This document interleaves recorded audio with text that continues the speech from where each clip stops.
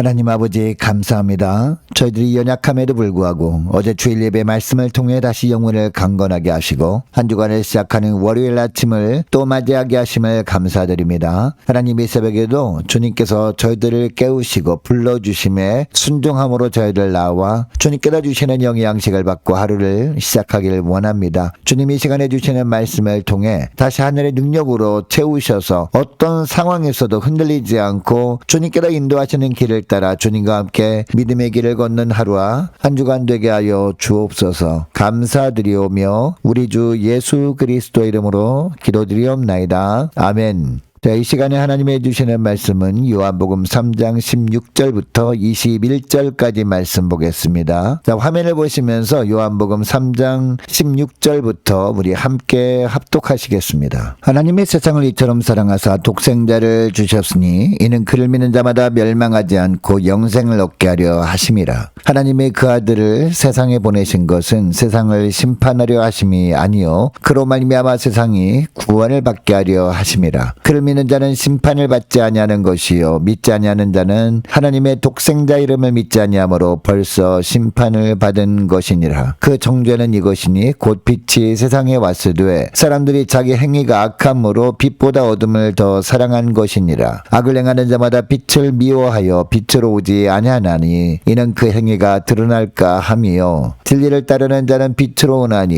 이는 그 행위가 하나님 안에서 행한 것임을 나타내려 함이라 하시니라. 아멘. 여러분, 자녀가 태어난 지 얼마 되지 않아서 말도 못하고 끙끙 앓고 있을 때 부모라면 대부분 내가 대신 아팠으면 좋겠다라는 마음이 들 겁니다. 그러나 그 마음이 실제로 행동으로 이어지기는 쉽지 않습니다. 왜냐하면 우리 인간의 사랑에는 한계가 있기 때문입니다. 그런데 오늘 본문에 보면 그 한계를 뛰어넘은 사랑 이야기가 나옵니다. 바로 우리를 향한 하나님의 사랑 이야기입니다. 여러분, 우리를 향한 하나님의 사랑은 어떤 사랑일까요? 첫째로 독생자를 내어주시는 사랑입니다. 자, 16절 말씀을 보면 하나님이 세상을 이처럼 사랑하사 독생자를 주셨으니 이는 그를 믿는 자마다 멸망하지 않고 영생을 얻게 하려 하심이니라 라고 하고 있습니다. 여러분, 이 구절 안에 복음의 핵심이 다 들어있습니다. 하나님은 세상을 사랑하셔서 독생자를 주셨는데 우리의 영생을 위해 독생자를 주셨다라는 겁니다. 여러분, 이 구절에서 주셨다라는 단어는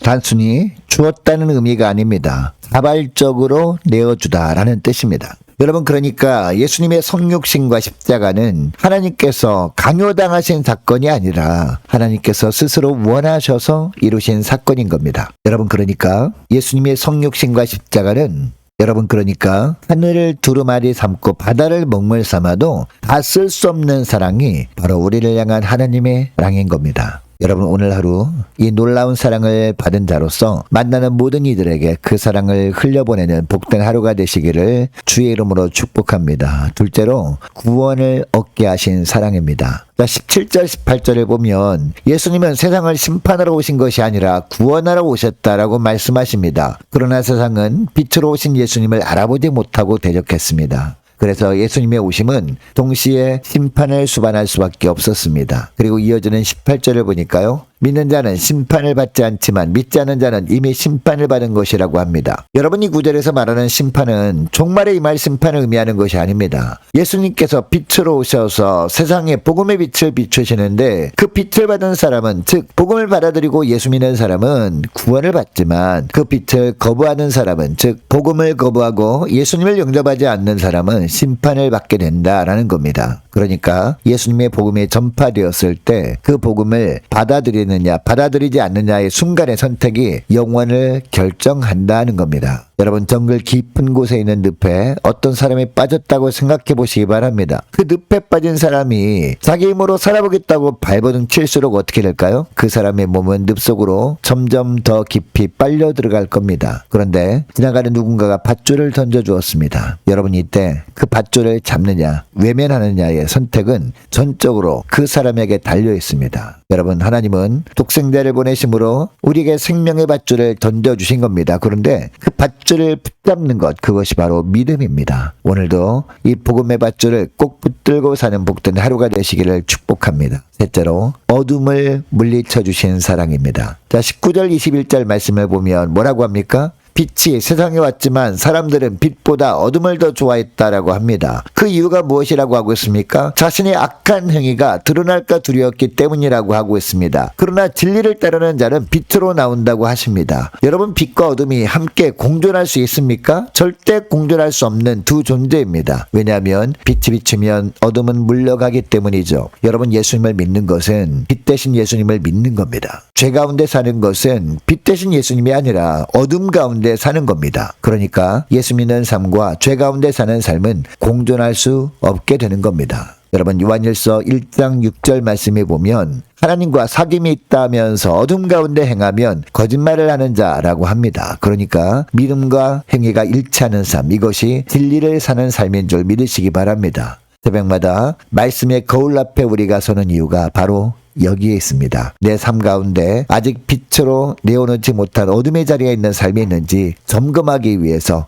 새벽마다 주님께서 부르심에 순종하여 우리는 말씀이라는 거울 아래 서는 겁니다. 자, 오늘 말씀을 기억하고 이 시간에 기도할 때 이렇게 기도했으면 좋겠습니다. 하나님, 독생자를 아낌없이 내어주신 사랑, 구원을 얻게 하신 사랑, 어둠을 물리쳐 주신 사랑을 입은 자로서 오늘 하루도 이 하나님의 사랑을 전하며 하나님께 영광 돌리는 복된 하루가 되게 하여 주옵소서. 간절히 기도하는 이 새벽 될 수 있기를 축복합니다. 계속해서 기도할 것은 한 주간 동안 각 가정의 직장과 사업장을 위해서 함께 기도하기를 원하고 각 구역 식구들과 자녀들을 위해서 남녀전도회 청년부 임력원들을 위해서 교회 재정을 위해서도 함께 기도하기를 원하고 유초등부 중고등부 청년부를 위해서 남녀전도회와 각 구역을 위해서 함께 기도하기를 원합니다. 또 많은 환우들이 있습니다. 환우들을 위해서 기도해 주시기 바라고 취업을 앞둔 청년들을 위해서 선교사님들 가정들과 나라와 민족을 지켜 주옵소서. 함께 기도하기를 원하고 우리 교회 앞날을 위해서 저와 여러분이 가지고 나온 기도 제목을 놓고 이 시간에 함께 기도하기를 원합니다. 기도하겠습니다.